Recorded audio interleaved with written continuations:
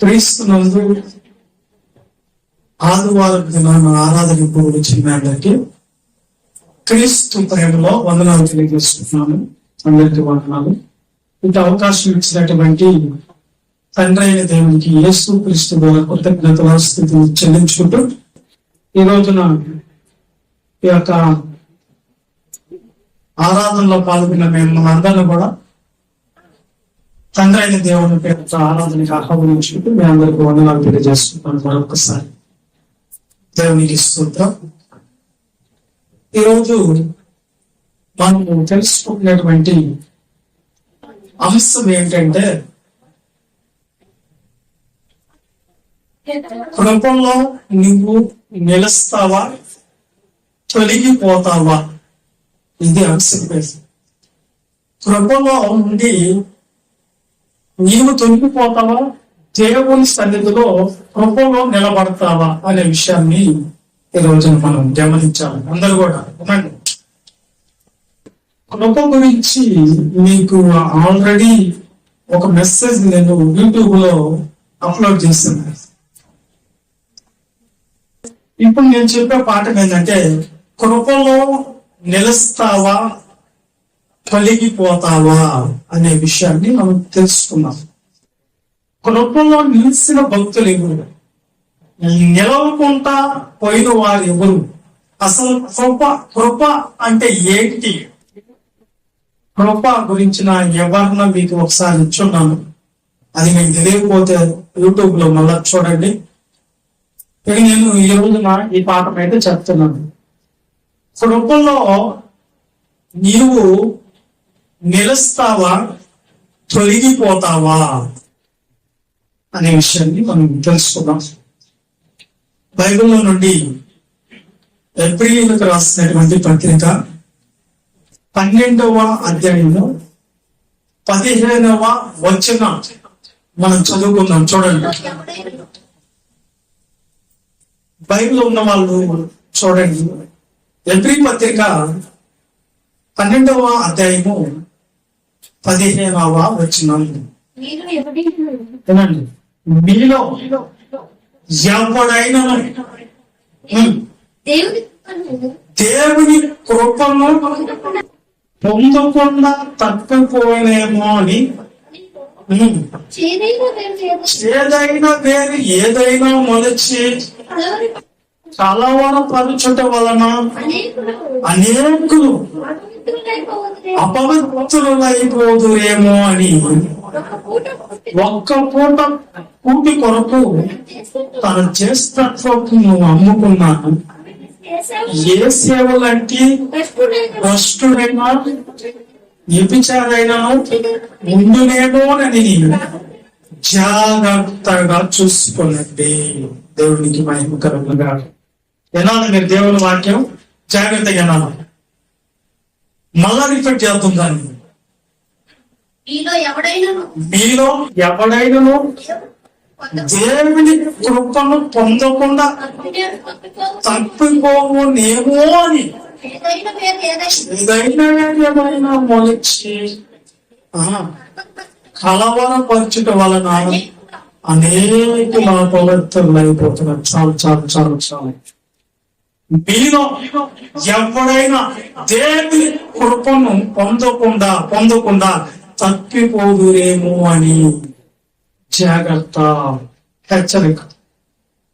మీలో చేదైన వేరేమన్నా మొలుచునేమో అని, మిమ్మల్ని కలవర పెడతాం వల్ల మీరు అపవిత్రులు అయిపోతారేమో అని మిమ్మల్ని హెచ్చరిస్తూ ఉంది వాక్యం. దేనిలో నుంచి తొలగిపోతారని, కృపలో నుంచి తొలగిపోతారని. అసలు కృప అంటే ఏమిటి? ఆల్రెడీ కృప గురించిన వాక్యం మీరు విన్నారు. అది గుర్తుందో లేదో నాకు తెలియదు, కానీ లైట్ గా మీ గురించి కొరకు చెప్తాను నేను. ఒకసారి కొరింథీయులకు రాసిన 2వ పత్రిక 8వ అధ్యాయం 9వ వచనాన్ని ఒకసారి చూద్దాం. చూడండి, కృప అంటే ఏమిటి? చూడండి. మరియు మన ప్రభు అయిన యేసు క్రీస్తు కృపను ఎరుగుడు కదా ఆయన ధనవంతుడయ్యుండి మీరు దారిద్ర్యం వలన ఆ ధనవంతులు కావాలని ఆయన దరిద్రం వల్ల ధనవంతులు కావాలని మీ నిమిత్తము దరిద్రుడాయను ఆయన దరిద్రుడాయను. ఏమన్నది వాక్యం? ఏమని చెప్తుంది? మీరు దేవుని కొరకుని ఎరుగుదురు కదా. అదేంటంటే మీరు దరిద్రంగా ఉన్నప్పుడు ఆయన ధనవంతుడై ఉండి ఆయన మీరు ధనవంతులు కావాలని ఆయన దరిద్రుడు ఆడాడు. అంటే అర్థమైంది అర్థమైంది. కృప అంటే ఏంటో చెప్తున్నాడు క్రీస్తు ప్రభువు వారు. ఏం చెప్తున్నాడంటే మీరు మీరు ధనవంతులు ఒకటికు ఆయన దరిద్రుడు ఆడాడు. ఏ ధనం అనబాకండి, అది పర సంబంధమైనటువంటి ఆలోచన కలిగినటువంటి మాట. మీరు ధనవంతులు అవ్వాలి అని మీ దరిద్రాన్ని ఆయన వేసుకొని మేము ఆయన దరిద్రుడు అయ్యాడు. కృప అనేది ఒక బిచ్చిగాడు ఉన్నాడండి. ఒక బిచ్చిగాడు దగ్గరికి వెళ్ళిపోయేసి బాగా సంపన్నుడు భాగ్యవంతుడుగా ఉన్నటువంటి వ్యక్తి ఆ పిచ్చోడిని ఆ బిచ్చిగాడిని తీసుకొని వచ్చి ఆయనతో సమానంగా కూర్చొని పెట్టుకున్నట. ఎవరితో ధనవంతుడితో ఆ దరిద్రుడు అడుక్కున్న వాడిని తీసుకొని వచ్చి సమానంగా కూర్చోబెట్టుకున్నతో సమానంగా ఉన్నది. మనందరినీ దరిద్రులుగా దేంట్లో అంటే ఈ లోకంలో గురించి కాదు ఆ మాట. దేవుడు ఇవ్వబోతున్నటువంటి సంపన్నమైనటువంటి భాగ్యనగరమైనటువంటి పరలోకము మనకు రాకుండా అక్కడ ఉన్నటువంటి ఎన్నో బహుమానాలు మనకు రానియకుండా మనము దరిద్రులుగా ఉన్నాము. అడుక్కునే పరిస్థితి అయిపోయింది. బస్సులు అయిపోయినాం, పాపులు అయిపోయాం. దేవుని దగ్గర నిల్చుండేదాన్ని కూడా అర్హత లేని వాళ్ళగా అయిపోయినాం. అలాంటప్పుడు యేసుక్రీస్తు ప్రభువు మన దరిద్రాన్ని ఆయన చేస్తున్నాడు. ఆయన మన ప్లేస్ లోకి వచ్చాడు. ఆయన ప్లేస్ లో ఎవరిని పెట్టాడట? మనల్ని పెట్టాడు. అర్థమవుతుందా? ఒక అడుక్కున్న వాడిని తీసుకుని వచ్చి ధనవంతులతో సమానంగా కూర్చోబెట్టుకున్నాడంటే కృప అనేది ఏంటంటే ఇక్కడ మనం చూసినప్పుడు ఎప్పుడైనా దేవుని కృప పొందకుండా తొలగిపోవలేమో అని అన్నాడంటే అక్కడ అంటే మీరు కూడా ఆయన మీ మీద దయదలిచినప్పుడు, ఆయన కనికరం మీ మీద పడినప్పుడు, ఆయన కృప మీద వచ్చినప్పుడు మీరు కూడా ఆయనకి తిరుగుబాటు చేసి వ్యతిరేకిస్తారేమో. ఎవడైనా దాన్ని పొందుకోకుండా మేము రాము, మేము దానికి లోపడం, మేము కృప మాకు అవసరం లేదు అంటారేమో. ఎవడైనా సరే మిమ్మల్ని హెచ్చరిస్తున్నాం, జాగ్రత్త, హెచ్చరిక చేస్తున్నాం. వాటి గురించి కృపను పొందుకోండి. కృప అంటే ఇంకా మీకు అర్థమయ్యేదానికి యేసుక్రీస్తు ప్రభువు వారి భూమి మీదకి వచ్చినప్పుడు పర సంబంధమైన సంగతులు ఈ భూమి మీద ఉండే వాళ్ళకి చెప్తూ ఒకసారి ఒక దగ్గరికి వచ్చినప్పుడు ఆయన కొంతమంది అడిగారు ఆయన ప్రభులు వారిని అడిగారు. ఏమడిగారు ఒకసారి లోకస్ వార్త వెళ్ళిపోతుంది 10వ అధ్యాయం 25వ వచనం. ఇదిగో ఒకప్పుడు ధర్మశాస్త్రోపదేశకుడు లేచి బోధకుడా నిత్య జీవమునకు వారసుడు నేనేం చేయాలి? శోధించే వాళ్ళు అయిపోతున్నారు. అందుకు ఆయన ధర్మశాస్త్రం అందేమి రాయబడి ఉన్నది, నీవేమి చదువుతున్నావు అని అతను అడుగుతా ఆ, అతడు ఆ. ఈ దేవుడైన ప్రభువును నీ పూర్ణ ప్రేమతోను ఆ. నీ పూర్ణ మనసుతోను ఆ. నీ పూర్ణ శక్తితోను ఆ. నీ పూర్ణ వివేకముతోను ఆ. ప్రేమింపవలననియు ఆ. నిన్న వల్ల నీ పొరుగువారిని ప్రేమింపవలననియు ఉమ్. రాయబడి అన్నది చెప్పాను ఆ. అందుకైన అందుకైన సరిగా ఉత్తరం ఇచ్చితివి ఆ. అలాగ చేయము ఉమ్. జీవించిందని అతనితో చెప్పాను ఆ. అయితే ఆ. తన నీతిమంతుడైనట్టు తను నీతిమంతుడైనట్టు కనబడుచు కనబడుచుకునే దానికి అతడు కానీ ఉమ్, నా పొరుగు వారు ఎవరండి నా పొరుగు వాడిని ప్రేమించమన్నా నా పొరుగు వాడు ఎవడు అసలు అని అడిగాడు. ఆ, అందుకే యేసు చెప్పాడు, యేసు ఇలా అన్నాడు, ఒక మనుషుడు ఒక మనుషుడు యెరూషలేము నుండి బెత్లెహేము నుండి యెరికో పట్టణముకు యెరికో పట్టణముకు వెళ్తూ ఉన్నాడు. ఉమ్, వెళ్ళుచు ఉమ్. దొంగల చేతులు స్థితి దొంగల చేతిలో దొరికిపోయాడు. ఉమ్, వారు అతని బట్టలు దోచుకొని అతన్ని బట్టలు దోచుకుని దొంగలు అతను కొట్టి అతన్ని కొట్టి ప్రయాణంతో వదిలేసింది. ఉమ్, అప్పుడు ఒక యాజకుడు అప్పుడు ఒక యాజకుడు రోడ్డు పెళ్ళుట ఆ, ప్రదర్శించను ఒక యాజకుడు వెళ్తున్నా అంటే ఇక్కడ ఏం జరిగిందంటే బెత్లెహేము నుంచి ఒక యూదుడు ఎక్కువ మార్గంలో వెళ్తున్నప్పుడు త్రోవ మధ్యలో దొంగలు అటాక్ చేశారు. అతని దగ్గర ఉన్నవన్నీ బట్టలతో కూడా తీసేసుకున్నారు, డబ్బులు తీసేసుకున్నారు. ఆయన దగ్గర ఉండేటువంటి ఆ రోజుల్లో నాణ్యాల శక్యాల మరి ఈ తీసుకొని వెళ్ళిపోయారు అతని దగ్గర నుంచి. కొట్టాడు, కొట్టి పొర ప్రాణంతో వదిలేసాడు. అని కూడా అప్పుడప్పుడు వెళ్తుంటాం కదా, బస్సులు వెళ్ళేటప్పుడు పలానా దగ్గర నాగరిపోయే బస్సులు వెళ్తున్నాడు అంటారు. వెళ్తూ ఉన్నప్పుడు ఆ త్రావలో కొంతమంది బంది కూడా దొంగలు బస్సు ఆపేశారు. డ్రైవర్ గొంతు మీద కట్టి పెట్టేశారు. బండి ముందు కదిలిందా పేట్ కోసి వస్తాను.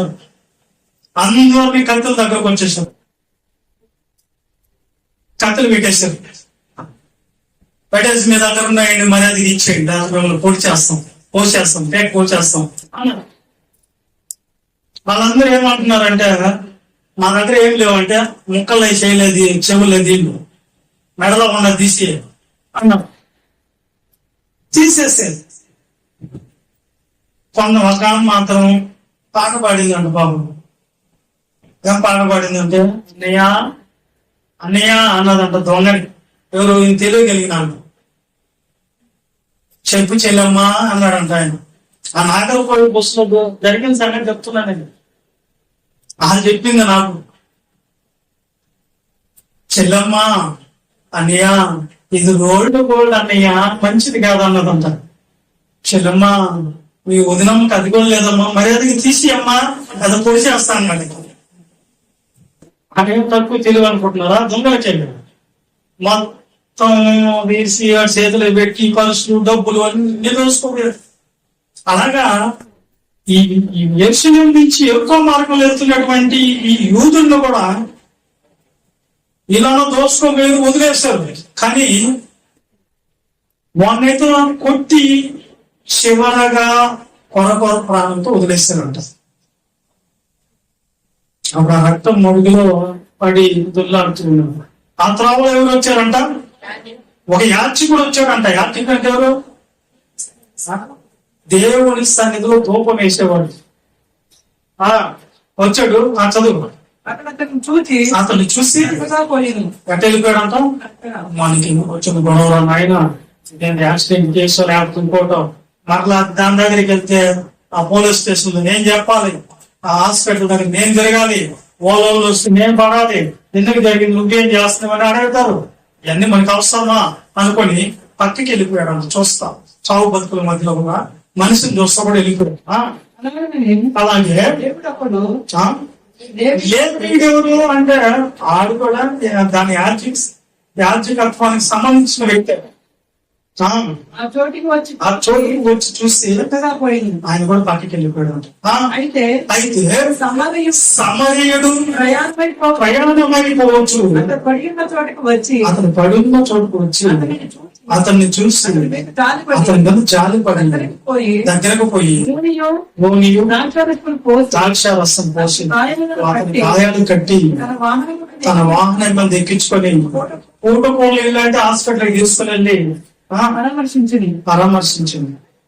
మళ్ళా అతనికి ఏం చెప్పాడు, ఇదిగో 2 దేనారములు ఇచ్చి నేను మళ్ళా రేపు వచ్చినప్పుడు మళ్ళా ఇస్తానేమని కావాలంటే అని చెప్పేసి. ఇందులో మీకేం అర్థమైంది? దేని గురించి మాట్లాడారు అనుకుంటారు? యేసుక్రీస్తు ప్రభు ఇక్కడ జరిగిన సంగతి ఉపమానం. ఆయన ఉపమానం అనుకుంటా దేన్ని ఆయన చెప్పలేదు. మీరు ఈ లోకంలో ఉన్న సంగతులే మీకు అర్థం కాకపోతే పరలోకంలో ఉన్న సంగతులు మీకు ఎలా అర్థం అవుతాయని ఈ లోకంలో తీసుకొని వచ్చి పరసంబంధమైన వాటిని కలిపి చెప్పేవాడు ఆయన బోధనలో. అది ఇక్కడ మీకు ఎందుకు చెప్పాలని వచ్చింది ఈ విషయం అంటే, కృప యొక్క ఆకారం ఎలా ఉంటుందని చెప్పాడు. ఆ పొరుగువాడు ఎవరు అనగానే ఇప్పుడు ఫస్ట్ ఈ వ్యక్తి పొరకొర ప్రాణంతో ఉంటే, రక్తం అడుగులో కొట్టుకుంటుంటే, ప్రాణం పరిస్థితులు ఉంటే ఒక యాచకుడు చూస్తే పక్కకి వెళ్ళిపోయాడే. ఎందుకు వెళ్ళిపోతాడు? ఒకవేళ నువ్వు ఎందుకు వెళ్ళిపోయావయ్యా అని చెప్పి ఆయన దగ్గర పోయి మూతి దగ్గర మైకి పెడితే ఏం చెప్తాడు? ఎందుకు వెళ్ళావు మనిషిని చూసి అంటే, నాకెందుకు వచ్చింది బాధ, నా పని ఏంది అసలు, నేను హెచ్చరిస్తాను, గర్దిస్తాను, ఇదిగో ఈ త్రావులో దొంగలు ఉంటారు, నైట్ పూట ఆ టైంలో ఎవరు బొమ్మన్నారు, పోకూడదు కదా, నా మాట ఎన్నుకుంటా వెళ్ళాడు. నేను దేవుని వాక్యం చెప్పే వ్యక్తిని కేవలం చెప్తాను నా బాధ్యత, వినటం వెనుకపోవటము మీ బాధ్యత, అది నా పని, ఈ పని నాకెందుకు అని పక్కకి వెళ్ళిపోవచ్చు. రెండో వాడు ఎవరు పోయాడు? లేవీడు పోయాడు. లేవీడిని అడిగితే ఓటేం చెప్తాడు? లేవీడు ఏం చెప్తాడు? అసలు లేవీడు నాతో సమానంగా ఎవరున్నారు అంటాడు. లేవీలు అంటే ఎలాంటి వాళ్ళు అంటే, వాళ్ళతో సమానంగా ఉండే వాళ్ళ దగ్గరికి వెళ్తారు, వాళ్ళతో సమానంగా ఉండే వాళ్ళతో ఫ్రెండ్స్ చేస్తారు తప్ప హోదాలా కానివ్వండి, పొలాలా కానివ్వండి, వాళ్ళకి సాటిగా ఉండే వాళ్ళతో మాత్రమే మాట్లాడతారు, మిగతా వాళ్ళని దగ్గరకు రానివ్వు. అలాంటప్పుడు వాడు ఎవరితో నాకెందుకు, వాడు కడుపు ఉండేవాడు నా దోస్తు కాదు, నా బంధువు కాదు, కాబట్టి నాకెందుకు వచ్చిన బాధ, మా బంధువు అయితే కాపాడుతున్నాడు, మాకు తెలిసిన వాడు అయితే కాపాడుతున్నాడు అని పక్కకి వెళ్ళిపోయాడు. మూడు ఆయన ఎవరు? సమరయుడు అన్నారు. సమరయుని ఎందుకు తీసుకుని వచ్చి చెప్పాడు అక్కడ అంటే, సమరయులు ఎవరంటే ఎన్నిటి లేని వాడు, యూదుల కంటే, లేవీయుల కంటే, యాజకుల కంటే తక్కువ జాతికి సంబంధించిన వాడు, వాళ్ళని తక్కువగా ఎంచుకుంటారు సమరయులు. అందుకే సమరయ స్త్రీ బావి దగ్గర ఏ టైంలో వచ్చింది? ఎందుకు వచ్చింది? వాళ్ళకి ఒక టైం కేటాయించారు. మీరు ఎప్పుడంటే అప్పుడు అందరితో రాకూడదు, మీరు ఎవ్వరు లేనప్పుడు మధ్యాహ్నం టైంలో మాత్రమే మీరు రావాలి. సమరయులు అంటే ఏంటంటే ఈ తక్కువ అనేది అక్కడ కనిపిస్తుంది. ఆ తక్కువ వ్యక్తి ఎక్కడికి వచ్చాడంట? ఈ రక్త మడుగులో పడి దొల్లాడుతున్న వ్యక్తి దగ్గరకు వచ్చాడు. ఎవరు అనుకున్నాం? సమరయుడు. అతను ఏమనుకో ఉండాలి? యూదుడు ఇతను చూసి, ఒరే నాతో గొప్పడు అనుకున్నా, ఆ యాజకుడే పక్కకి వెళ్ళిపోయాడు, మంచి మనసు ఉంటుంది అనుకున్నా, ఇతను పక్కకు వదిలిపోయి వెళ్ళిపోయాడు. లేవీయుడు కూడా నన్ను చూసి పక్కకి వెళ్ళాడు, బాగా డబ్బున్నవాడు కూడా. ఈ సమరయుడు పాపం ఏమి లేనోళ్ళు, గతి లేనోళ్ళు, దరిద్రులు, ఇతను కూడా నన్ను దగ్గరకు వచ్చి చూసి వాళ్ళ దగ్గర ఏమీ ఉండదు కనుక చూసి వెళ్ళిపోతాడు అనుకున్నాడు. ఆ పాయింట్ కోసం మీకు అర్థం చెప్పాను, వెళ్ళిపోతాడేమో అని అనుకున్నాడు. అనుకున్నప్పుడు అలా జరగకుండా అతనికి రివర్స్ జరిగింది. ఏమి లేనోడు, పేదోడు, దరిద్రుడు వచ్చి దగ్గరకు వచ్చి అతన్ని నూనెతో గాయాలు కట్టి, ఏం జరిగింది అక్కడ? అతను వచ్చి ఏమేం చేశాడంట? ఆయన గాయాలు కట్టాడు, ద్రాక్ష రసం తాగించడా? ఏం పోసాడు? నూనె ద్రాక్ష రసంలో పెట్టి తన వాహనం మీద ఎక్కించుకొని ఎక్కడ తీసుకోపోయాడు?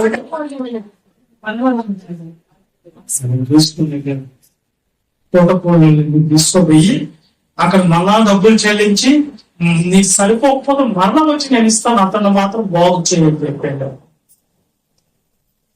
అంటే అర్థమైంది అంటే అక్కడ ఒక చిన్న పాయింట్ ఏంటంటే ఒక వ్యక్తి రక్తం పడుగులో కొట్టుకుంటున్నాడు అంటే అర్థం ఏంటంటే అతను రక్షించుకోలేని పరిస్థితి, నిస్సహాయ పరిస్థితిలో పడిపోలేడు, లేలేడు, రక్షించుకోలేడు, చేత కాదు రక్షించుకోలేడు, తెలియదు. ఆయనకి ఎవరో ఒకరు సహాయం చేయాలి. అలాంటి పరిస్థితుల్లో ఆ వ్యక్తి ఉన్నప్పుడు ఆయన దగ్గరకు వచ్చి అతన్ని పరామర్శించి అతనికి కావాల్సినటువంటి గాయాలు కట్టి ఆయన వాహనం మీద ఎక్కించుకొని ప్రోటోకాల్ ఇంటికి తీసుకోబోయి అతనికి అన్నిటికి డబ్బులు చెల్లించి ఇంకా కావాలంటే ఇస్తానని చెప్పి పోయాడే. అది కృప. దేవుడికి స్తోత్రం కలుగును గాక. అందరూ ఒకసారి అందరూ దేవుడికి స్తోత్రాలు చెప్పండి. కృప అంటే ఎలా ఉంటుందంటే ఎందుకు పనికిరాని ఎందుకు లేని వాళ్ళం మనం రక్షించుకోలేని పరిస్థితి ఉంది. మనకి రక్షణ లేదు, నిస్సహాయ పరిస్థితి, చీకట్లో, దరిద్రతలో, ఈ లోకం వరకు బ్రతికి చచ్చిపోయే పరిస్థితి ఉంది. అలాంటప్పుడు ఒక అతను వచ్చి నీ దరిద్రత నాకు ఇచ్చేసి నా ధనవంతుడిగా నువ్వు వెళ్ళిపో, నా ప్లేస్ దగ్గర నువ్వు వెళ్ళిపో, నీ దరిద్రత నీ ప్లేస్ లో నేను ఉంటానని వచ్చాడే.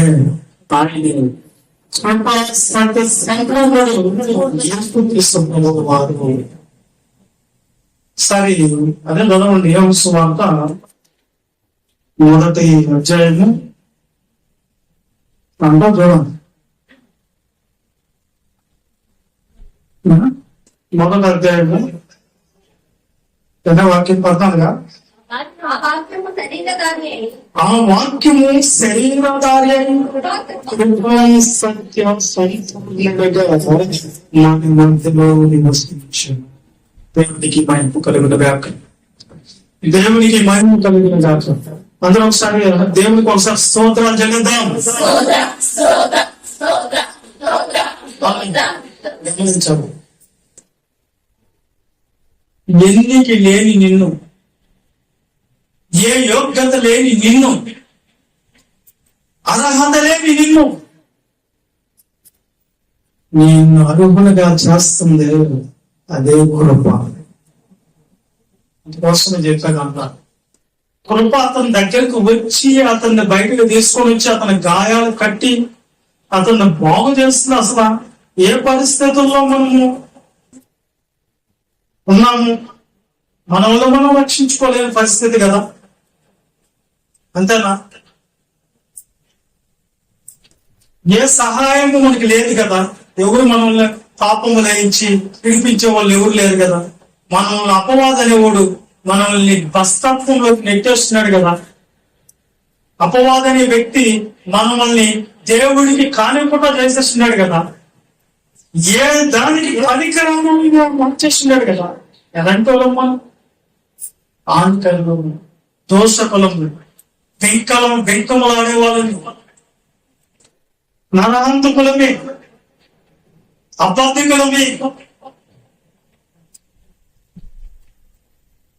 ఎలాంటి మోసాలు చేసే వాళ్ళమే. ఉదయం లేస్తే తంత్రాలు కల్పించుకొని ఏ కొంపను నాశనం చేద్దామా, ఏ కొంపను తగల పెడదామా, ఏ విషయం పోయి ఎవరికి ముట్టిద్దామా, ఎవరి జీవితంలో ఎవరి కాపురాన్ని నాశనం చేద్దామా అనే వ్యక్తిని మనం ఇలాంటి పరిస్థితుల్లో మనల్ని పెట్టున్నాడు అపవాది. చీకట్లో పుట్టి మిట్టాడుతున్నటువంటి బ్రతుకులు మనకి. ఏదన్నా పరిస్థితులు ఎదురై తారుమాయమై మన దగ్గరకు వచ్చి అనరాని మాటలు నిందలు మన ముందు వేస్తున్నప్పుడు మనకు కనిపిస్తున్న దారి ఏంటంటే చీకటిలో చచ్చిపోయేది ఎదుర్కొంటాం సమస్యలకి. నేను బతకడం ఎందుకు, చనిపోతే బాగుంటుందనే ఉద్దేశాలతో ఉన్నవాళ్ళు మనం చేసిన తప్పులన్నిటినీ మోసుకుంటూ చేయరాని పాపాలను మూట కట్టుకొని ఆ భారాన్ని భుజం మీద వేసుకొని మోసపోతున్నటువంటి పరిస్థితి మంది. చీకటిలో ఏం చేస్తున్నాం తెలియదు, ఏం మాట్లాడుతున్నాం తెలియదు, ఎలా నడుస్తున్నాం తెలియదు. అలాంటి పరిస్థితుల్లో గొప్ప వెలుగుగా, తేజమయుడుగా మన జీవితంలోనికి వచ్చి మనల్ని వెలిగించినటువంటి వాక్యమైన యేసుక్రీస్తు ప్రభువు. ఆయన లేకపోతే మనకు రక్షణ కదా. మానవులకి పాపాలు పోయే మార్గమేనండి. అర్థమవుతుంది. ఇలాంటి పరిస్థితుల్లో మనం పడిపోయినప్పుడు, ఇక నాకు చావే చరణం అని నువ్వు అనుకున్నప్పుడు, ఆ క్షణంలో నీ దగ్గరకు వచ్చిన సహోదరి, నీవు భయపడబాక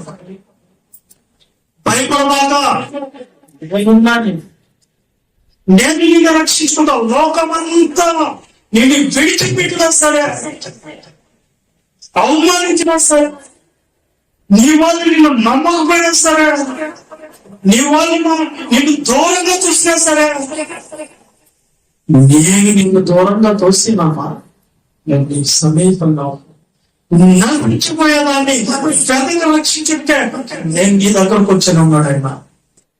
ఏ దాంట్లో నశించిపోతున్నామా? దాంట్లో పాపాన్ని వంట పట్టించుకొని, పాపాన్ని దాసనం అయిపోయి, పాపం అనే కారు మోసుకుంటూ మగ్గిపోతున్నటువంటి జీవితంలో మనం ఉన్నప్పుడు, యేసుక్రీస్తు ప్రభువు నీ దగ్గరకు వచ్చి నీకు రక్షణ ఇచ్చినాడు. ఏమిచ్చారు అన్న? అర్థమవుతుంది మీకు? అసలు అర్థమవుతుందా? ఆ ఇలువ తెలుస్తుందా మీకు? అసలు లోకంలో మనం ఉండుంటే ఏమైపోతుంది ఒకసారి ఆలోచించండి. ఒకవేళ చచ్చుంటే ఈ పాటికి సమాధి మీద గెడ్డు కూడా మనస్తుంది. అది మన జీవితం. కానీ ప్రభు నిన్ను కాపాడడానికి దగ్గరకు వచ్చి కృపను అనుగ్రహించి, ఆయన దైవికుడు నేను ధనవంతునిగా చేస్తాను. కృప అన్నాడు ఒకసారి. ఇంత గొప్ప కృప, ఇంత గొప్ప ఏమంటాడు తెలుసా ఆయన? ఇంత గొప్ప రక్షణ. ఒకసారి 2:3 చదవండి.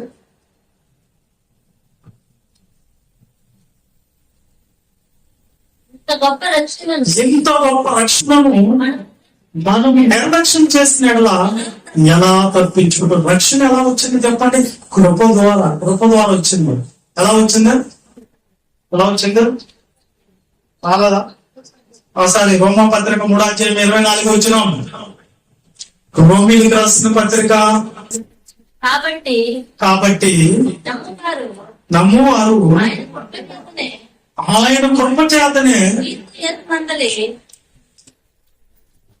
ఫోన్లు సైలెంట్ లో పెట్టుకోండి. ఓకే,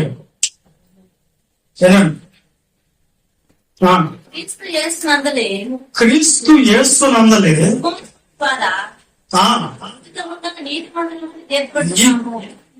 ఉచితముగా నీతిమంతులమని పూర్వం చేయబడిన పాపములను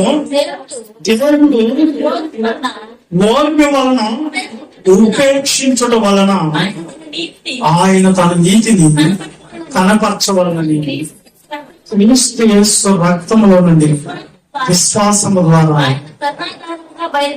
బయలుపరచున్నాను. ఇప్పుడు బాగా గమనించాలి. మీరు ఏమొచ్చింది మనకంటే, దేవుడు యేసుక్రీస్తు దగ్గర మిమ్మల్ని మీరు ఎప్పుడైతే వచ్చేస్తారో మీకు రావాల్సిన శిక్ష ప్రభు చేసి మిమ్మల్ని ఆ శిక్షలో నుంచి తప్పించాడు దేవుడు.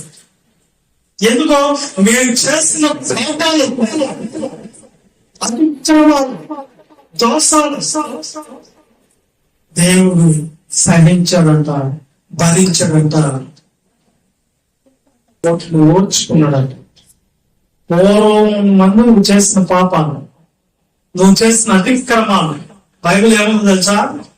మీ పాపముల వల్ల, మీ అపరాధాల వల్ల ఏమైపోయినామంట మనము చచ్చిన వారై ఉండగా యేసు క్రీస్తు కృప ద్వారా మిమ్మల్ని అందరినీ దేవుడు బ్రతికించాడు. మన పాపాల నుంచి కాపాడే నాదుడు ఎవరు లేరు నాన్న. ఉన్నాడు ఎవరన్నా? ఎవ్వరు లేరు. యేసు క్రీస్తు ప్రభు.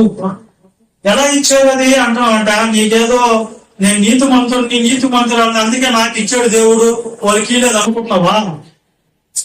నేను మంచివాడిని కాబట్టి దేవుడు నాకు ఇచ్చాడు, వాళ్ళకి లేదని నువ్వు అనుకుంటున్నావా? కాదు. అలా అనుకుంటే మనం చదువు దగ్గర రిపీట్ చేయమ్మా. కాబట్టి నమ్మువారు ఆయన కృప చేతనే క్రీస్తు యేసునందుని విమోచనము ద్వారా ఉచితముగా నీతిమంతులుగా తెచ్చి ఉచితంగా ఇచ్చాడంట మీకు. ఏంటది? నీతిమంతులుగా దానికి ఇంటున్నారు. నన్ను అందరూ వింటున్నారా? అర్థమవుతున్నాయి నా మాటలు? నువ్వేదో మంచివాడిని మంచిదాని కాదు. దేవుడు ఇచ్చింది నీకు అవకాశం. నువ్వేదో లోకంలో ఉన్న వాళ్ళు చెడ్డలు కాబట్టి, వాళ్ళు నీతిమంతులు కాబట్టి నీలేదో గొప్పదనం ఉందని కాదు దేవుడు ఇచ్చింది. అందరికంటే బస్ట్ ఆయన అన్నాడు. ఎవరైనా పౌలు గారు ఏమన్నాడు? నేను నా దగ్గర కూర్చుని పోతాను, చెడిపోతున్న నన్ను, నాశనం అయిపోతున్న నన్ను కృప ద్వారా రక్షణలోకి తీసుకుని వచ్చాడు యేసుక్రీస్తు. కాబట్టి ఇక్కడ ఏమని అర్థమవుతుందో తెలుసా? ఇక్కడ మన గొప్పతనాన్ని చూసి దేవుడు ఇవ్వలేదు మనకి యొక్క భాగ్యాన్ని, కృపను. మనకి ఎన్నిక లేని వాళ్ళు మనకి చూస్తే ఇచ్చాడు. అట్లా అనుకుంటే ఎవరు నీతిమంతులు అయ్యా నీ దృష్టిలో అంటే ప్రభువు వారు అంటాడు. ఒకసారి ఒక ఉపమానం చెప్తాడు. సొంకరి అనే వ్యక్తి ఉంటాడు, పరిచయుడు అనే వ్యక్తి ఉంటాడు. ఎవరంట? సొంకరి పరిచయుడు ఏమని అంటాడు? దేవుడి సన్నిధి దగ్గరికి వెళ్ళిపోయి, నా తండ్రి, నా ప్రభువా, నా దేవా, నాకే దేవుడివి, ఇంకెవరికి దేవుడు కాదు నువ్వు. నేను వారానికే 1,00,000 ఉపవాసం అంట. పుదీనాల కరెక్టు, జలకర్మ కరెక్టు, దశమ భాగంలో కరెక్టు, నేను నీతిగా ఉండేది అంత కరెక్టు, నా మాట కరెక్టు, నేను కరెక్టు, నా చూపులు కరెక్టు, నా ఆలోచన కరెక్టు అని ఏదేదో ప్రార్థన చేసినట్టున్నాడు. ఎవరు? పరిచయుడు. దేవుడు చూస్తున్నాడు, నీళ్ళతో చూస్తున్నాడు. నేనుగా అన్నిట్లో కరెక్ట్ అని ఎవరు చెప్పుకుంటున్నాడు? ఆయన చెప్పుకుంటున్నాడు. నేను అన్నిట్లో కరెక్ట్, నీతో మంతుల్ని, నేను నువ్వు నాకే దేవుడివి, ఇంకొకరికి దేవుడు కాదని చెప్తున్నప్పుడు ఆయన ప్రార్థన ఆలకించే దేవుడు. నెక్స్ట్ సొంకరి దూరంగా నిలబడ్డాడంట. దూరంగా నిలబడి నేల మట్టుకు తగ్గించుకొని, దేవా, ఆకాశం వైపు కన్నులెత్తి చూసినట్టు కూడా నేను కాదు, నేను పాపిని మీ కన్నీళ్ళు పెట్టుకున్నాడంట. దేవుడు అన్నాడంట, అతనికంటే నీవే నీతిమంతుడండి. దేవుని దృష్టిలో ఎప్పుడు కూడా ఎవరిని పొచ్చుకోవాలండి. ఎవరు నాకంటే వీళ్ళు తక్కువ, వీళ్ళు ఎక్కువ అనే భేదాభిప్రాయాలు తెచ్చుకోవాలండి ఎప్పుడు కూడా. అది దేవుడికి నచ్చుతుంది. ప్రేమించటం వరకే, అంతే. ప్రేమించాలి. నేను ఎక్కువ, నువ్వు తక్కువ, నువ్వు ఎక్కువ అనేది గొప్పతనం అనేది చూసుకోవాలి.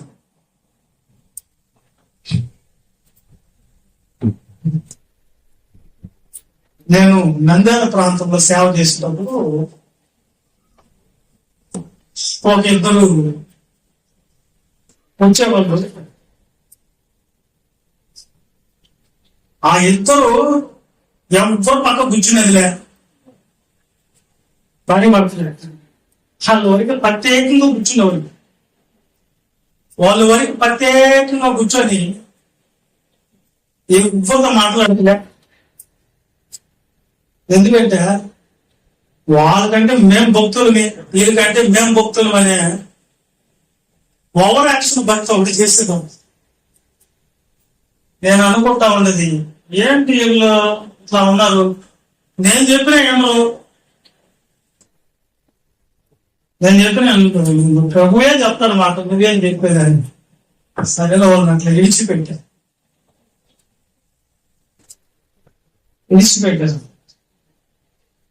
నేను ఏదో పాప ఏదో ఇవ్వలేదు ఆ రోజు, ఇవ్వలేదని మెల్లగా లేచి బైబిల్ బ్యాగ్ తీసుకొని చల్లగా వెళ్ళిపోయారు.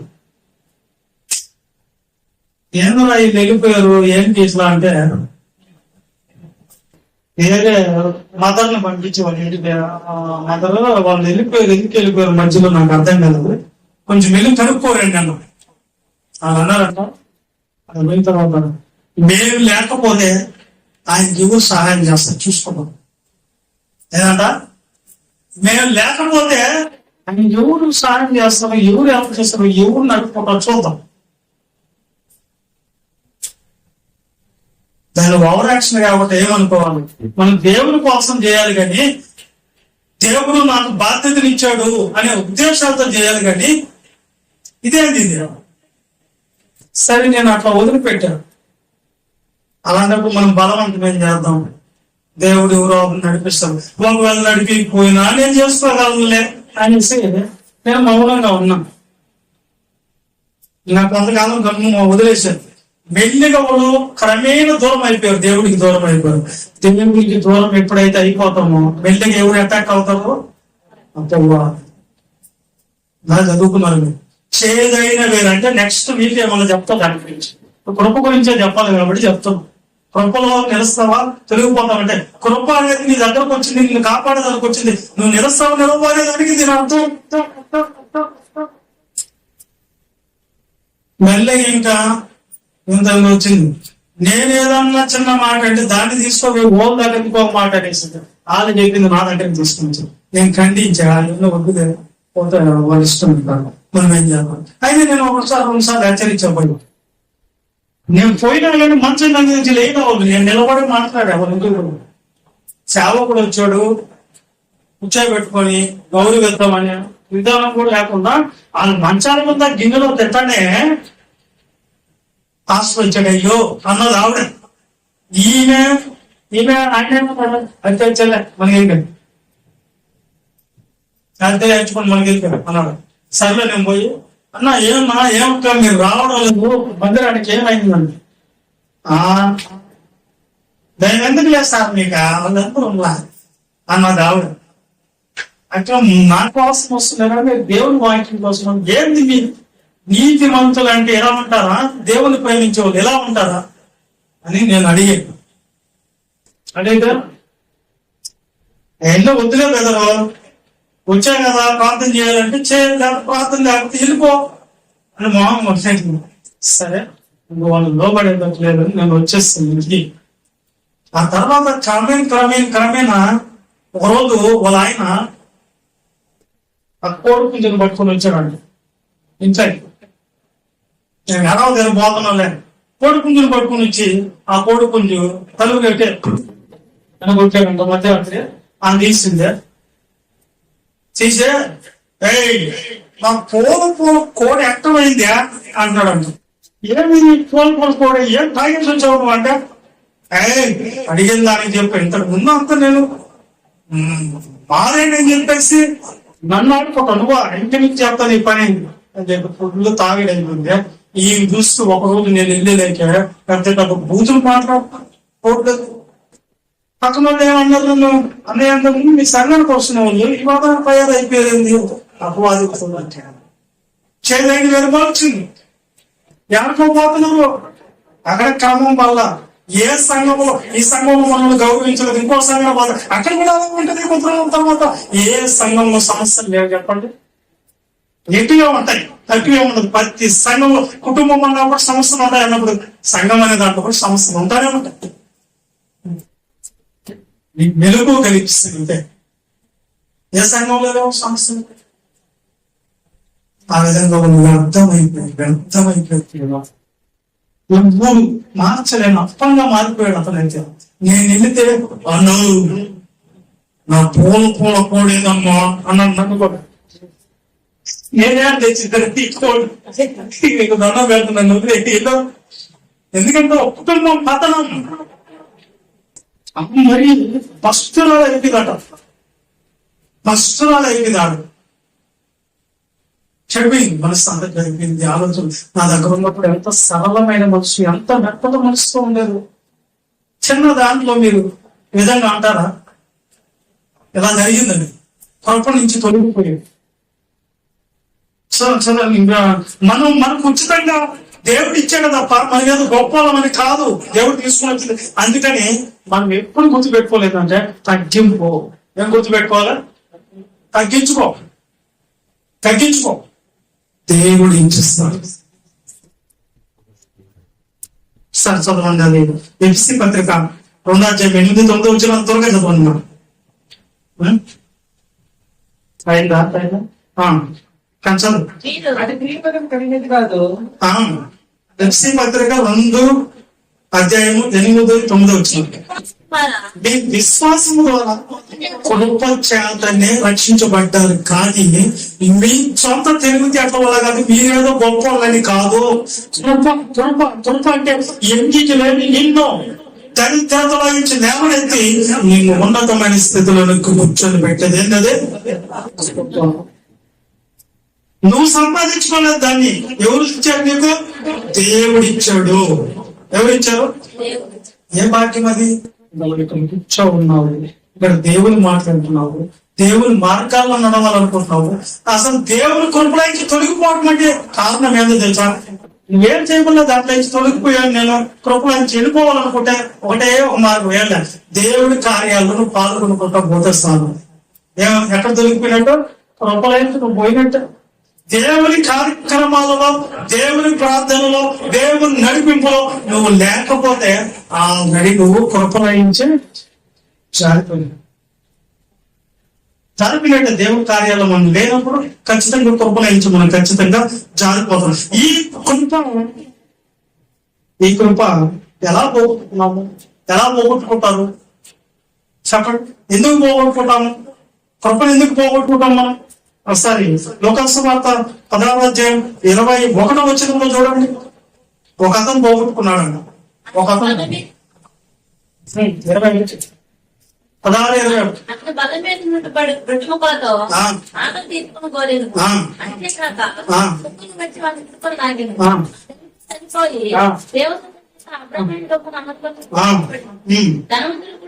ధనవంతుడు కూడా చనిపోయి పాతి పెట్టబడును. అప్పుడు పాతాళానికి వెళ్ళిపోయాడు ధనవంతుడు. కన్నులెత్తి దూరం నుంచి చూసి అబ్రాహ్మ, లాజరును చూసి తండ్రివైన అబ్రాహ్మ నా ఎందుకు కనికరపడి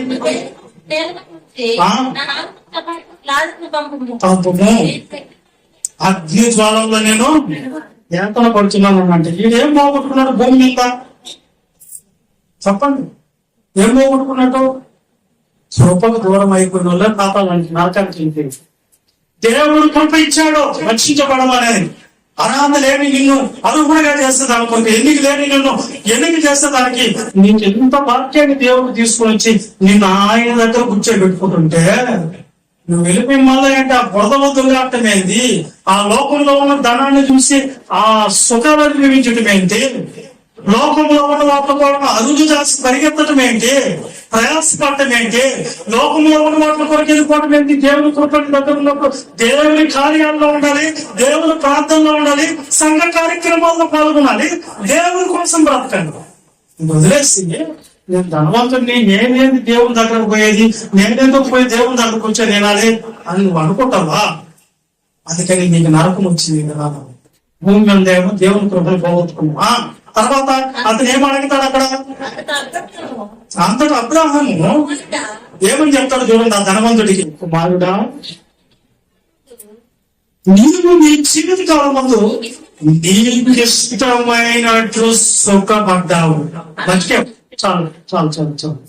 ఇక్కడ ఎందుకు ఈయన కుటుంబం పోయింది, ఎందుకు పరలోకం పోయింది, ఎందుకు పరదేశం పోయింది ఇతనికంటే ఇతను చేసింది ఏంటంటే అతనికి ఇష్టమైనట్టు బ్రతికాడు భూమి మీద. ఎవరికి ఇష్టం వచ్చినట్లు చెప్పండి? ఎవరికి ఇష్టం వచ్చినట్లు? అసలు ఎవరికి ఇష్టం వచ్చినట్టు బతకాడు ఇక్కడ? ఎవరు ఇష్టం వచ్చినట్టు బతకాడు? నా ఇష్టం.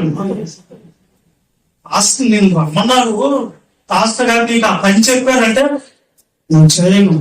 ఎందుకో నా ఇష్టం. ఇష్టం ఉంటే వస్తా, ఇష్టం ఉంటే చేస్తా. ఇష్టం ఉంటే ప్రార్థనకు వస్తా అన్న వ్యక్తుల్లో ఒకటిగా కనిపిస్తుందా ఇతను? నా ఇష్టం. ఎవరి ఇష్టం అంట? నా ఇష్టం. నువ్వు అన్నావా నువ్వు కూడా ధనవంతుడు చెప్పేసి దగ్గరికి పోవచ్చు. నీ ఇష్టం చేసేదానికి కాదు ఇక్కడికి వచ్చింది. నీ ఇష్టం చేసేదానికి కాదు మనం వచ్చింది ఇక్కడికి. ఎవరికో రుణపడి ఉన్నాం. ఎవరో మనల్ని రక్షించాడు. చెడిపోతున్నటువంటి జీవితాన్ని, నశించిపోతున్నటువంటి జీవితాన్ని, పాడైపోయినటువంటి బ్రతికిని ఈ రోజున వెలుగులోనికి తీసుకుని వచ్చి ఈ రోజున నిలబెట్టి, లేకపోతే ఇక్కడ కూర్చొని పెట్టి మనల్ని గొప్పగా ఎంచుకున్నాడంటే దేవుడు ఆయన దృష్టిలో. ఎవరి ఇష్టం వచ్చినట్టు బతకాలి. దేవుడి ఇష్ట ప్రకారం బతకాలి కదా. నేను ఎవరి ఇష్ట ప్రకారం బతకడు. నా ఇష్టం అన్నది. నా ఇష్టం అనే దాన్ని పక్కన పెట్టేయాలి. నా ఇష్టం అనేది పక్కన పెట్టాలి. దేవుడి ఇష్టం ఏందో ఎదకాలి. దేవుడి ఇష్టం ఏందో తెలుసుకోవాలి. దేవుడి ఇష్టం ఏందో అది చేయాలి. ఎవరి ఇష్టం చేయాలా? దేవుడు ఏం చెప్పాడు బైబిల్లో? పోయిన వారం విన్నాడు. ఆడు పోయిన వారం విన్నాడు. సహోదరుడికి చెప్పారు, ఏం నువ్వు ఈ యూట్యూబ్ లో కూడా ఏం చూడనట్లేదు వాక్యము అంటే, నేను చూస్తున్నాను. నువ్వు చూస్తే ఖచ్చితంగా కింద ఏముంటది, కామెంట్ ఖచ్చితంగా వచ్చి ఉంటది. ఎందుకు రావట్లేదు అని అడిగా.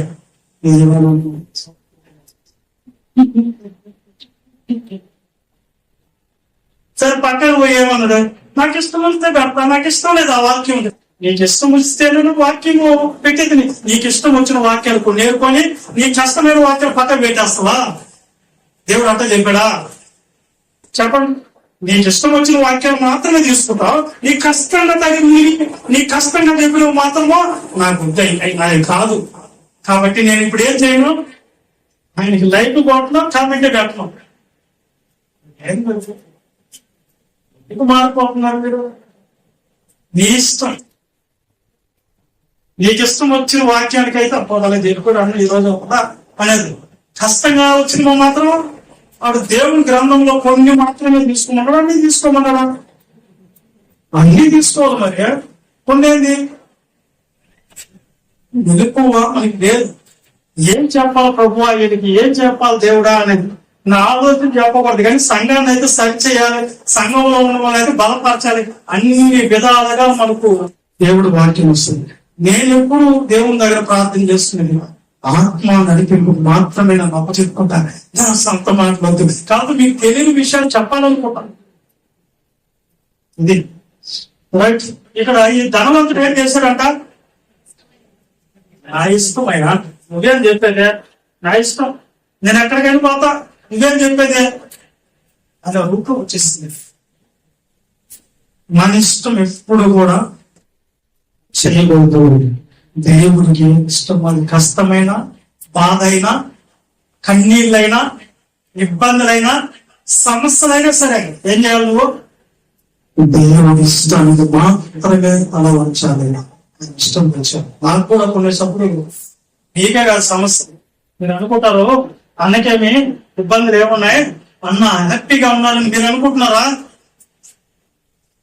మీరు ఒక 10 కుటుంబాలు 20 కుటుంబాలు ఉంటాయి, ఇంకో చోట ఇంకొక 20 కుటుంబాలు ఉంటాయి, అక్కడ ఇంకో 10 కుటుంబాలు ఉంటాయి. అన్ని కుటుంబాలు నాకు బాధలు చెప్తూనే ఉంటారు 24 గంటలు. ఎవరో ఒకరు బాధలోనే ఉంటాయి. ఇప్పుడు మీరు భార్య భర్తలుగా లేకపోతే మీ కుటుంబాన్ని ఒకరిద్దరు నడిపించుకున్నట్టు ఒక్కోసారి జుట్టు పట్టుకొని పెరికేసుకోవాలనుకుంటారు. ఎందుకని?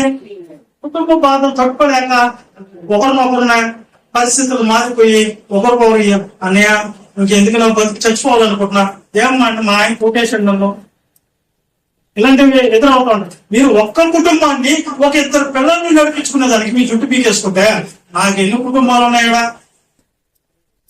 సేవకుడికి ఎన్ని కుటుంబాల గురించి ఆలోచిస్తున్నాడు? అప్పుడు నేనెన్ని జుట్లు పీక్కోవాలి? ఆలోచించడు. నేను ఎన్ని చుట్టూ పెరిగేసుకోవాలి చెప్పండి. ఒక్కొక్కరు బాధ ఏంటంటే బాధ వేస్తారు. ఒక్కొక్కరు మాట్లాడుతుంటే ఇక్కడ వెనకాల చంపమని అనిపిస్తుంది. ఎందుకంటే చెప్పిన మాట ఏంటో వాళ్ళు చెప్పింది నేనేమని అంటారు. వెరీ గుడ్, వినాలా? ఓకే, ఇప్పుడు వాడు ఇష్టం చేశాడు, కానీ దేవుడు ఇష్టం చేసిన వాళ్ళు కూడా ఉన్నారు ఇక్కడ. ఏం చెప్పాడు చదువు అన్నదే, కుమారుడా నీ జీవిత కాలం ముందు నీకిష్టం వచ్చినట్లు సుఖాన్ని అనుభవించు. నీకిష్టం వచ్చినట్టు నీ జీవితకాలం అంటే ఎంతకాలము? జీవితకాలం ఎంతకాలం చెప్పండి? 70. ఒకవేళ 120 వేసుకోండి. ఆయనకు 120 సంవత్సరాలు నీకు ఆయుష్కాలం ఇస్తే దేవుడు, నువ్వు ఆ 120 సంవత్సరాలు దేవుడికి అంకితమని బతకలేక ఏ పని మీద నువ్వు చెప్పండి. ఏం చెప్పండి. నీ ఇష్టాలు, నీ కోరికలు, నీ ఆశలు, నీ పరిస్థితులు వరకే చూసుకున్నావు. నీ సొంత కార్యాలు మాత్రం ఎదుర్కొన్నావు, కానీ దేవుడి ఇష్టం ఏంది, దేవుడి కార్యాలు ఏంది, సంఘ కార్యక్రమాలు ఏంది అని ఆయన ఇష్టం చేస్తున్నానికి మాత్రము. మరి దేవుడి ఇష్టం చేస్తున్న వాళ్ళు ఎవరు ఉన్నారు? అక్కడే ఉన్నారు చూడండి. ఎబ్రీ పత్రిక 11వ అధ్యాయం 5వ వచనం. ఆయన ఇష్టం చేసిన వాళ్ళు కూడా ఉన్నారు చూడండి. విశ్వాసమును బట్టి ఆనోకు మరణము చూడకుండా ఉండినట్లు కొనుక్కోబడును. అతడు కొనుక్కోబడు మునుపు ఇష్టుడై ఉండని సాక్ష్యం. ఇష్టడా? నా ఇష్టం, నాకు ఇష్టం అమ్మో కంటే ఇష్టం అని దేవుడికి ఇష్టంగా బతికాడంట. ఎవరికి ఇష్టంగా బతికాడంట? ఎవరి ఇష్టం అంట? నాకు స్వీట్ అంటే బలిష్టము, నాకు చేపల కూర అంటే బలిష్టము, నాకు పలాంటి డ్రెస్ అంటే బలిష్టము. వదిలే ఈ డ్రెస్ల గురించి, ఎందుకంటే మల్లెపూల గురించి ఇప్పుడు పెద్ద పంట అయిపోయింది. మనకి ఎందుకు వచ్చింది? అవసరం అయిపోయింది. మనకి ఎందుకు అవసరమా? పెద్ద పంట అయిపోయింది. అవి అవసరం లేదు, అనవసరమైన మాటలు. కానీ మన సంగీతంలో ఉన్న వాళ్ళని మనం క్రమంలో పెట్టుకోవాలి, సరిదిద్దుకోవాలి. పక్కన గురించి మనకి ఎందుకు? నేనేమంటున్నానంటే, మనకి ఇష్టం, నాకు బిర్యానీ అంటే బలి ఇష్టం, వెలుగు బిర్యానీ బాగుంటది అనుకుంటున్నారా? నీ ఇష్టం కాదు ఇప్పుడు చేయాలని. దేవుడి ఇష్టమో? దేవుడి ఇష్టం. దేవుని సన్నిధిలో నీ బిర్యానీ దొరకవు. ఒకవేళ సజ్జనం దొరికినా కానీ దాన్ని మహాప్రసాదంగా అనుకుని తిని దేవుడి పని చేసిన వాళ్ళని మేము. అదే గొప్ప వాక్యం అనుకున్నాం. దేవుని సేవకులతోనే ఉండేది మేము ఎప్పుడు. నాకు నిజమైన సహకారి ఎవరైనా ఉన్నారంటే అది హైదరాబాద్ లో ఉన్నటువంటి ఒక్కటి నాకు బలి పోచేస్తుంది. నేను ఎన్ని అడిగినా, ఎన్ని మాట్లాడినా కానీ, అయ్యా నీకేం కావాలన్నా నేనున్నాను అని ముందుకు వస్తుంది. నిజమైన సహకారులు ఉద్యోగ రంగంలో ఉంటారంటే వాళ్ళే. ఎన్ని పరిస్థితులు ఎదురైనా సరే నన్ను దగ్గరుండి నాకు కావాల్సిన ఏవైనా సరే నన్ను బాధపడబోతు అంటదాన్ని. బాధపడకుండా దేవుని పని చేయి. మా సాయి శక్తుల మేమున్నాం నీ అనకనే. ఇలా ఉన్న విశ్వాసాలు కనిపిస్తారు కదంటే మమ్మల్ని లేదని మీకు ఫీల్ అవుతారే తప్ప అలా ఉండాలని మాత్రం ఉండదు సుమా మీరు. అంటే చెప్పుకుంటారు దైవ సేవకులు కూడా తన విషయాలు ఆలోచించగలుగుతారు, ప్రార్థన చేస్తారు. మనలో సేవకుల కొరకు ప్రార్థన చేసే వాళ్ళు ఎంతమంది ఉన్నారు? ఈరోజు అసలు ప్రార్థన చేసుకుని మందిరానికి వచ్చింది వాక్యం మనం ప్రార్థన చేసుకుని వాక్యం కోసం వచ్చిన వాళ్ళు ఎంతమంది చేతులు ఎంత మీరు? ఈరోజు నేను ప్రార్థన చేసుకుని నాతో మాట్లాడు దేవుడా, నేను వెళ్తున్నాను, సేవకుని బలపరచానికి ఓపికని ఆరోగ్యమే అని ప్రార్థన చేసిన వాళ్ళు ఎంతమంది ఒక చేతులు ఎంత? నిజంగా ప్రార్థన చేసుకుని వచ్చారు మీరు సేవకుడు కొరకు. ఓకే, మంచిది. కానీ దైవ సేవకుడు కనిపించాలి మీ గురించి. వీళ్ళందరూ సహకారులుగా ఉన్నారు. పౌలు పరిచర్యలు ఎవరున్నారు? పురుషుల స్త్రీల? స్త్రీలు అనుకుంటూ నెట్టారు ఆయన్ని. చేయాలని సేవ. నేను సేవ ప్రారంభించినప్పుడు అమ్మని ఎత్తిని పెట్టుకోండి, జ్ఞాపకం ఎత్తిని పెట్టుకోండి. అక్కడ ఉంది చూడు పుడు పెట్టి దాడి ఎవడదే యశోపాలం మధ్యలో ఆ పువ్వు దగ్గర నుంచి పూడి పట్టి నడిచిపోయింది ఛార్జింగ్ ఆ రోజు నడిచిపోయింది, నడిచేలేదు. సాగు నేను నుంచి ముట్టుకుంటూ నడిచేలేదు. ఎన్నో శ్రమలు కనుక కష్టాలు, ఎంత వాక్యం తీసుకుని వచ్చి మనకి చెప్పండి అర్థం కాదు. ఇప్పుడు ఏమంటున్నాడు, ఆనోకు ఎన్ని సంవత్సరాలు బతికారండి? ఆనోకు గారు ఎన్ని సంవత్సరాలు బతికారు? ఆదికాండము 5వ అధ్యాయం 21 వచ్చిన చూడండి. First first first first time అయిపోతుంది. ఆనోకు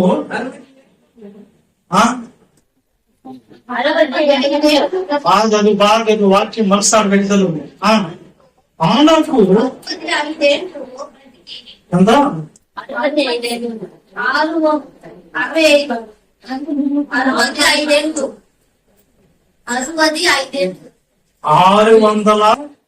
665 సెకండ్లు ఉంటాయా? అంతేనా? లేకపోతే 365 సంవత్సరాల? అది 365 సంవత్సరాలు బతికి అతను దేవునితో నడిచాడంట. 365 సంవత్సరాలు మనకు కూడా అసలు భూమి మీద ఆశిస్తారు. 365 సంవత్సరాలు ఆరోగ్యాలు భూమి మీద బతికితే అన్ని సంవత్సరాలు ఎలా బతికాడంట? ఆయన దేవునికి ఇష్టడుగా బతికాడంట. అంటే ప్రతి దినం దేవుడికి ఇష్టడుగా బతుకుంటాడు అంటారా? అవును, ప్రతి దినం ఇష్టడుగానే బతికాడు. ఈ దినం దేవునికి వస్తుంది, ఏం చేయాలి? ఈ దినం ఏ కార్యక్రమంలో మనం ఉండాలా? దేవుడికి ఇష్టమైంది ఏంది ఆలోచిస్తున్నారా? 365 సంవత్సరాలు బతికాడంటే మనకుండేది ఎన్ని సంవత్సరాలు? 75 సంవత్సరాలు. 10 దినం దేవుని కోసం బతికాడంటే ఒక శుక్రవారం, మంగళవారం లేకపోతే ఆదివారం అంటే నువ్వు ఎప్పుడు వస్తున్నావో ప్రార్థన కంటే ఒక్క ఆదివారం పోతే సార్లే అనుకుంటున్నావు. ఒక్క ఆదివారం పోతే నీకు పరలోకం రాదని బైబిల్ చెప్తుంది. ఏముంది? బాప్తిసం పొంది రక్షణ పొందిన వాళ్ళందరూ కూడా ఎలా ఉంటారంటే వాళ్ళు అపోస్తలుల బోధ యందు, సహవాసమందు, వ్యక్తి వించుట యందు, ప్రార్థించుట యందు ఎవరు తెగకాయండి తెగిపోలేదు. మీరేం తెగిపోయిన గాలి పట్టాలు అయిపోతున్నాడు. రే బాబు, ఎడ తెగక ఉండాలి. ప్రతి దినం దేవునికి ఇష్టంగా బతకాలి. ఎవరు బతికిందా? ఆనోకు 365 సంవత్సరాలు భూమి మీద ఉంటే 365 సంవత్సరాలు దేవునికి ఇష్టంగానే బతికాడు. 80 సంవత్సరాల్లో కనీసం సంవత్సరానికి ఎన్ని వారాలు వస్తాయి? 54 వారాలు కూడా ఉన్నాయి. ఆదివారాలు ఉన్నాయి. Very good. ఇకపోతే ఆనోకు అలా బతికాడు, కానీ ధనవంతుడు దేవుడి ఇష్టం కోసం బతకాలి. ఈయన దేవుడికి ఇష్టంగా బతకడు. దావీదు గురించి కూడా చెప్తాడు ఆయన అపోస్తల కార్యాలు 13వ అధ్యాయం 22వ వచనం. ఫాస్ట్ గా ముగించేసుకోండి. చదువు. తర్వాత అతను తొలగించి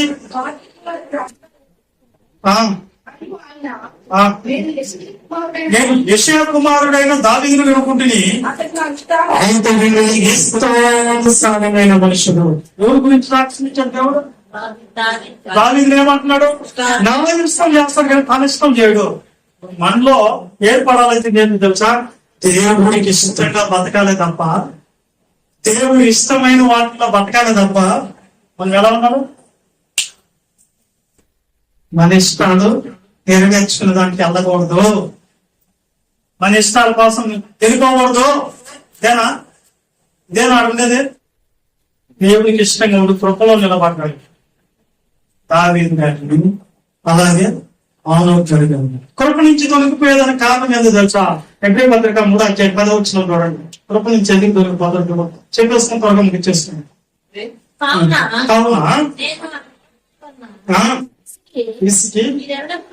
మీరు ఎల్లప్పుడూ తమ హృదయ ఆలోచనలో తప్పుపోతున్నారు కనుక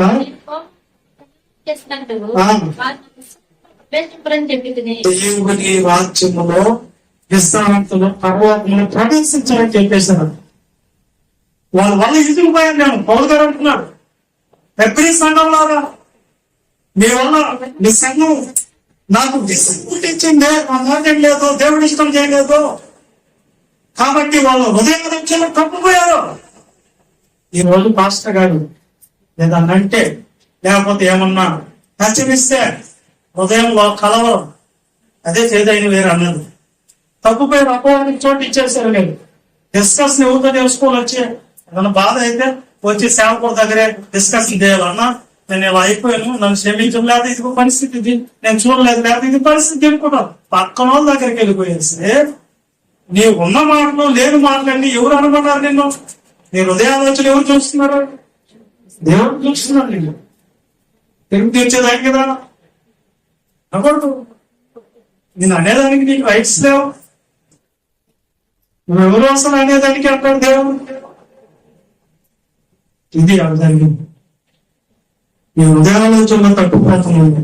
హృదయంలో కూడా కనీసం ఇంచ కూడా ఉండకూడదు. మనకి ఏముండదు, కర్మస్థితి ఉండదు, ఏముండదు.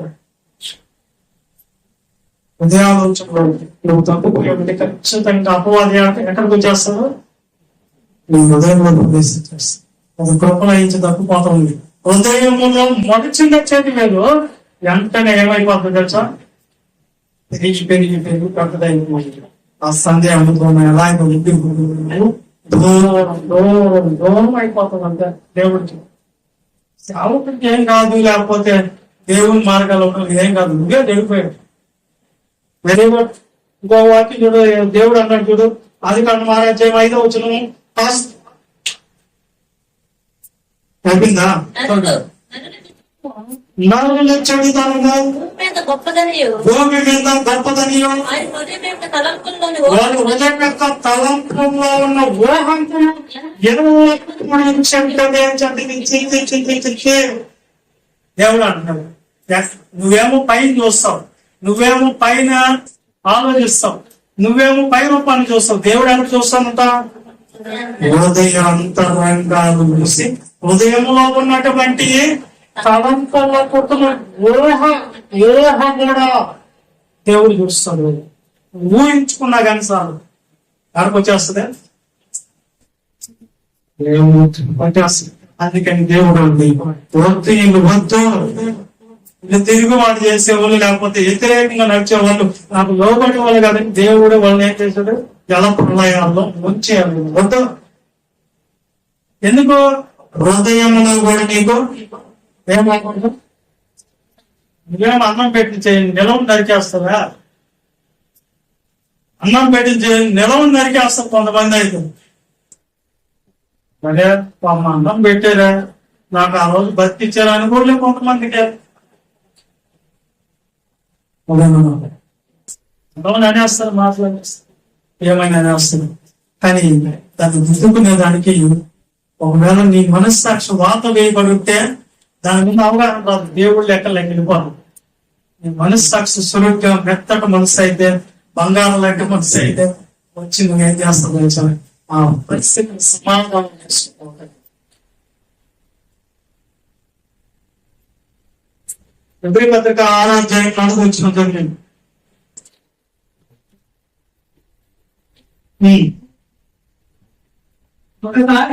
ఒక్కసారి వెలిగింపబడి పర్వత సంబంధమైన వనములను చూసి దేవుని దివ్య వాక్యము రాసుడు సంబంధమైన శక్తుల ప్రభావం అనుభవించిన తర్వాత నేను తప్పిపోతే నువ్వు ఎలా ఉండవు, ఫస్ట్ ఎలా ఉన్నావు, ఎలాంటి ప్రేమతో ఉన్నావు, ఏ విధంగా ఉన్నావు, అలాగే ఉండాలి. ఎప్పటికీ అలాంటి మనసుతోనే ఉండాలి. మధ్యలో మార్గం ఏంటి? మార్గం ఏంటంటే మారకూడదు అంటున్నాడు దేవుడు. ఒక్కసారి నువ్వు వెలిగించబడి మళ్ళా నువ్వు వాక్యం రుచి చూసి అన్ని చేసి మళ్ళీ వెనక్కి అడిగి వేస్తే ఇంకా మళ్ళా ఏమైపోయినట్టు? ఏమైపోయింది అంటారు?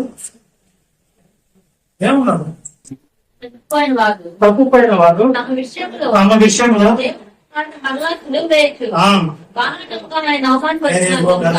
అది మళ్ళా నీకు దీపం మళ్ళీ ఎదిగించబడదు. అంతకు ముందు ప్రేమ నీకు రాదు.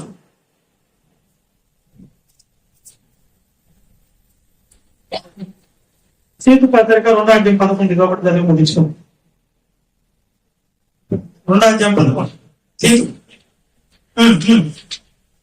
చదవాలి. ఏమనగా వినయంగా మనుషులకు ఆ. రక్షణ దేవుని కృప ప్రత్యక్షమై ఆ, మనం భక్తిహీనతను ఆ, ఇతరులమైన దురాత్మను విసర్జించి ఆ, ఆ. అనగా మనం దేవుడు మన రక్షణమైన యేసుక్రీస్తు మహిమ యొక్క ప్రత్యక్షతను వాళ్ళు ఎదుర్కొంటూ ఆ. ఈ లోకంలో భక్తితోనూ ఉమ్. నీతితోనూ ఉమ్. భక్తితోనూ బ్రతికినవారు. చాలు చాలు చాలు మళ్ళా ఫస్ట్ కానీ ఒకసారి ఏలైనగా వినయంగా మనుషులకు ఆ, దేవుని కృప ప్రత్యక్షమై ఆ. మనం భక్తిహీనతను మన భక్తిహీనతను సంబంధమైన దురాత్మ విసర్జించి విశ్వాసాన్ని విసర్జించి నిరీక్షణ శుభప్రదమైన ఈ లోక సంబంధమైన దురాశలు అన్ని వదిలేసుకుంటే దేవుని కొరకు మనకు వచ్చే శుభప్రదమైన నిరీక్షణ నిమిత్తం అనగా మహాదేవుడు మన రక్షకుడైన ప్రత్యక్షత కొరకు ఆ. ఎదురుచూస్తూ ఆ. ఈ లోకంలో స్వస్థతోనూ స్వస్థ బుద్ధితోను నీతితోనూ నీతితోను భక్తితోనూ భక్తితోను బ్రతుకుతుందని బతుకుతుండవాలని బోధిస్తున్నది. మనకు బోధించుచున్నది. రండి చివరిగా మనం దాని కొరకు ఎదురు చూడాలి. దేవుని కోసం బతకాలి. ఆ కృప అందుకు దేవుడు ఇచ్చింది. ఇంత గొప్ప కృప నీకు ఇచ్చినప్పుడు దాన్ని నిర్లక్ష్యం చేస్తే అంత గొప్ప రక్షణ నువ్వు నిర్లక్ష్యం చేసిన ఎడల చెప్పండి. ఇంత గొప్ప రక్షణ మీరు నిర్లక్ష్యం చేసిన ఎడల ఎలా దేవుని దగ్గర పంపించుకో. దేవుడు రేపు నా కుమారుని పంపించి మీ పాపల కోసం నేను ఈ విధంగా చేసిందో మీకు ఆ దగ్గరకు వచ్చినా గానీ సువార్త మీకు దగ్గరకు వచ్చిన రక్షణ పొందవా, మీకు బాప్తీసం తీసుకుంటే బాప్తీసం తీసుకోవా. కాబట్టి నువ్వు తప్పించుకునే దానికి లేకుండా రేపు దేవుడు పట్టుకుంటాడు. అందుకే నువ్వు దేవుని కోసం పట్టుకోకపోతే ఇది కృప. నీకు ఎంత మార్గాలను ఇచ్చినా ఎన్ని నీకు అనుకూలంగా చేసినా నువ్వు కృపలో నిలబడతావా పడిపోతావా అనేది నీ ఇష్టమే. చెప్పడం నా బాధ్యత. కృపలో ఉంటే దైవ కార్యాల్లో దేవుని కార్యక్రమాల్లో దేవుని సంఘ కార్యక్రమాల్లో ఉండు. కృపలో నుంచి తొలగిపోతే నాకు అవసరం లేదనుకుంటే అది నీ ఇష్టం. కృపలో తొలగిపోయి దేవుడు తెలిసిన పోవాల్సిన మార్గానికి ఒకటి ఇస్తారు. ఇది యోధ ఏమైపోయాడు ప్రార్థన చేస్తూ